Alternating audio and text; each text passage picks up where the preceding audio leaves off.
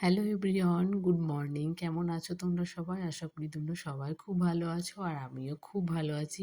পিয়াশ্রী ব্লগে তোমাদেরকে সবাইকে আবারও অনেক স্বাগত জানাই আর অনেক ভালোবাসা জানিয়ে এখন থেকে তোমাদেরকে সাথে নিয়ে ব্লগটা শুরু করছি। তো এখন বাজে ওই সকাল ৮টা বাজতে এখনও দেরি আছে 10 মিনিট। আজকে তোমাদের সঙ্গে শেয়ার করব শীতের বেলায় আমি এত দেরি করে ঘুম থেকে ওঠার পরও কি করে মাম্মামকে নিয়ে একা হাতে সব কাজগুলো টাইমের মধ্যে সব কাজগুলো কি করে কমপ্লিট করে নিই। প্রত্যেক দিন আমার ঘুম থেকে উঠতে কিন্তু এভাবেই দেরি হয়ে যায়। প্রত্যেক দিনই আমি ভাবি যে সকালবেলা তাড়াতাড়ি ঘুম থেকে উঠবো, কিন্তু আজকে না, আমার বিয়ের আগের থেকে এই অভ্যাসটা আছে যে আমি কোনো দিনই সকালবেলা তাড়াতাড়ি করে উঠতে পারি না। বিয়ের আগে ঘুমানোর সময় ছিল রাত ১২টার পরে, কারণ হাতে ফোন থাকলে কারোরই তাড়াতাড়ি ঘুম আসতে চায় না, একটু ফোন দেখতে দেখতে দেরি হয়ে যেত। আর এখন মাম্মামকে নিয়ে ঘুমাতে ঘুমাতে আমার এখনও ১২টা মতো বেজে যায়, কারণ মাম্মাম অনেকটা দেরি করে ঘুমায়। তো মাম্মামকে ঘুম পাড়িয়ে তারপর আমি কাজগুলো কমপ্লিট করে তারপরেই ঘুমাই। আর আমি প্রত্যেক দিন রাতে সব কাজগুলো কমপ্লিট করে রাখি, যেন সকালবেলায় উঠে আমাকে বাসি ঘরটা ঝাড় দেওয়া, তারপর হচ্ছে ঘরটা মোছা, আর মামামের যে জামা কাপড়গুলো থাকে সেগুলো একটু সার্ফের জলে ডুবিয়ে রাখে। তারপরে ব্রাশটা করি, ব্রাশ করার পরে একেবারে যখন বাসি জামাটা চেঞ্জ করি তখন একেবারে স্নানটা সেরে আসি। আর এখন যেহেতু শীত পড়ে গেছে, একেবারে স্নানটা সেরে আসি, তাহলে সারাদিন আর কোনো চিন্তা থাকে না। স্নান করা হচ্ছে সবথেকে একটা বড় কাজ। স্নানের পরে পুজো দেওয়া, এটা হচ্ছে সবথেকে বড় কাজ।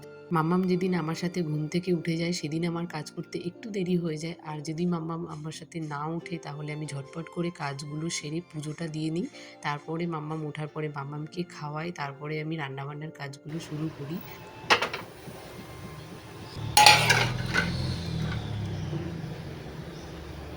বাসি কাজবাজ আমার কমপ্লিট হয়ে গেছে। ঘর ঝাড় দেওয়া, মানে বাসি বাসি যা যা কাজ থাকে। তো এখন আমি একটু জল গরম করতে বসিয়ে দিয়েছি স্নান করবো বলে, আর মাম্মাম এখনও ঘুম থেকে ওঠেনি। তো দেখি মাম্মাম ওর পাপা আসা পর্যন্ত আমাকে অপেক্ষা করতে হবে। ও গেছে মাঠে, একটু হাঁটতে গেছে। আর জল গরমটা বসিয়েছি, প্রচণ্ড ঠান্ডা লেগে গেছে, গলা ব্যথা করছে, রাতে ঘুম হচ্ছে না। তো এই জন্য জলটা বসিয়েছি, যেহেতু আমি গরম জলেই স্নান করি, ১২ মাসই আমি করি, কিন্তু মাঝখানে গরমের দিনটা একটু ঠান্ডা জলে করি। আর এই শীতকাল আসলে গরম জলেই করি, তো গরম জলটা বসিয়ে দিয়েছি। আর যেহেতু ট্যাঙ্কির জলটা হচ্ছে প্রচণ্ড ঠান্ডা, তো চলো আগে স্নানটা সেরে আসি। এটাই হচ্ছে আমার সবথেকে বড় কাজ। স্নান করা হয়ে গেছে, তার মানে আমার সব কাজ এখন আমি করে নিতে পারবো।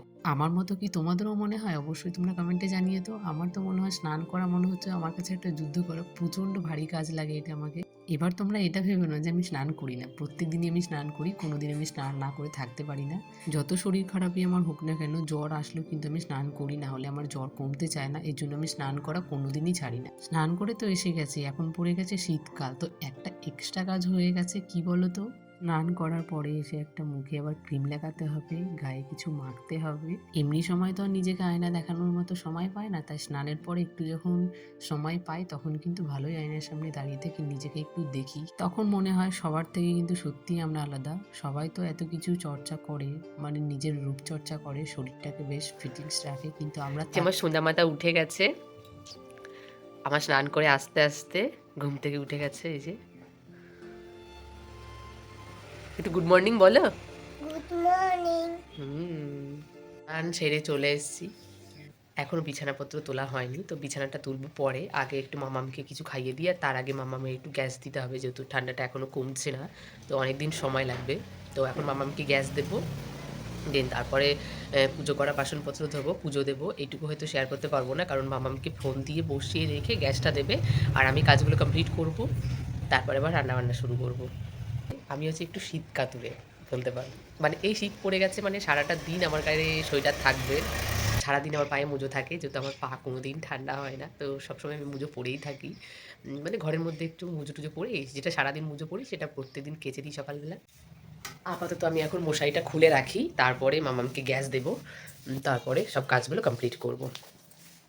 মামামকে খাইয়ে ওর পাপার সাথে আমি একটু বাইরে পাঠিয়েছি রোদে, যেহেতু আমাদের বাড়িতে একটু রোদ থাকে না, তো এখন একটু শীত পড়ে গেছে, সব বাচ্চারা আমাদের সবার একটু রোদের প্রয়োজন হয়। আর এই শীত পড়ার পরের থেকে কিন্তু আমরা রুটি খাই, সকালে রুটি আর একটা তরকারি, তারপরে কিন্তু দুপুরবেলা হয় ভাত।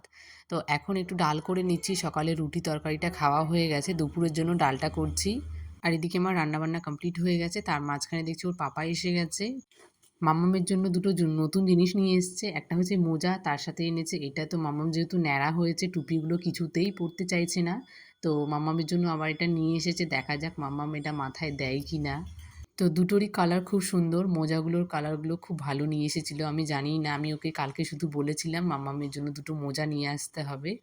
আর আজকেই অফিস থেকে আসার সময় নিয়ে এসেছে, তো খুব ভালো হয়েছে। না হলে আমাকে আবার একদিন যেতে হতো, তারপর সব কেনাকাটাগুলো করে নিয়ে আসতে হতো। এখনও অনেক কিছু কিনতে হবে।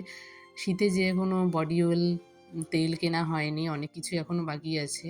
তো যাই হোক, সেসব না হয় পরে কিনতে যাব, তার আগে ঘরের কাজগুলো কমপ্লিট করে নিই। তো এখানে দেখো মাম্মামের একটা আবার ছোট্ট একটা পুতুল নিয়ে এসেছে। তো সেই পুতুলটা আমি নিচে রেখে দিলাম। এখন খাটে আর হচ্ছে না, যেহেতু খাটে এখন মাম্মামের গ্যাস মেশিনটা থাকে। শীতের অনেক জামা কাপড় হয়ে গেছে, তো খাটটা পুরো এখন ব্লক হয়ে থাকে। তো ভাবলাম এখনকার মতো ওকে নিচে শিফট করে দিই, পরে আবার বিছানার মধ্যে নিয়ে আসবো। আর মাম্মাম এটা ছাড়া ঘুমাতে চায় না, তো ঘুমানোর সময় আবার মাম্মামকে দিয়ে দিই, তারপর আবার সকালবেলা রেখে দিই। তো বিকেলে ঘুম থেকে ওঠার পরে মাম্মামকে খাওয়া দাওয়া করে মাঠে পাঠিয়ে দিয়েছি। তারপরে আমি ঘরের কাজগুলো আবার শুরু করেছিলাম, যেহেতু আয়নার সামনে মুখটা দেখতে এসে দেখি কেমন একটু ঘোলা ঘোলা লাগছে। আর সবসময় তোমাদের এই জায়গাটা একটু পরিষ্কারই রাখতে হয়, আর অগোছালো থাকলে সেটা ভালোও লাগে না। তো এই জন্য আমি একটু আয়নাটা মুছে নিলাম। তার সাথে যে আয়নার উপরে যে আর্টিফিশিয়াল ফুলগুলো থাকে, তার সঙ্গে দুটো ছোট ছোট পাখি থাকে। ক্লিনিং যখন করছি তাহলে সবগুলোকে একেবারে ক্লিনিং করে তারপরেই রাখি। তো চিরুনি রাখার জায়গাটা অনেকটা ধুলো হয়ে গেছিলো, তার সাথে ওটাও মুছে নিলাম। তো চিরুনিটা অনেকটা নোংরা হয়ে গেছে, তো ২ দিন পরে আমি চিরুনিটা পরিষ্কার করব। এখন আর সময় নেই, সন্ধে হয়ে যাচ্ছে। সন্ধ্যের আগে আমাকে কাজগুলো কমপ্লিট করে নিতে হবে। মাঝখানে অনেকটা রেস্ট নিয়েছি, না হলে সকালেই কাজগুলো শেষ হয়ে যেত। আমি সবসময় এভাবেই কাজগুলো শেষ করি। টি টেবিলটাও মুছে নিলাম। টি টেবিলের ওপরে একটা জলের জগ থাকে, মাম্মামের ওষুধের যে একটা ঝুড়ি থাকে, তার সাথে ন্যাপকিনের প্যাকেটটাও রেখে দিলাম। আর বিস্কুটের কৌটোটা রাখি, যখন মাম্মাম মাঝে মাঝে রাতে উঠে খায় তখন আর বাইরে যাওয়া হয় না, তো ঘরেই সবসময় এটা আমি রেখে দিই। আর তারপরে দেখো মাম্মামের যে গ্যাস দেওয়ার মেশিনটা, সেটাও একটু যত্ন করে ভালো করে তুলে রাখি, কারণ এটা আমার মাঝে মাঝে খুব প্রয়োজন হয়। আর আমি আজকের ভিডিওটা এখানে এন্ড করছি। ভিডিওটা ভালো লাগলে সবাই প্লিজ একটা কমেন্ট করো আর লাইক করে দিও, সবাই সাবস্ক্রাইব করে দিও। দেখা হবে নতুন একটা ভিডিওর সাথে।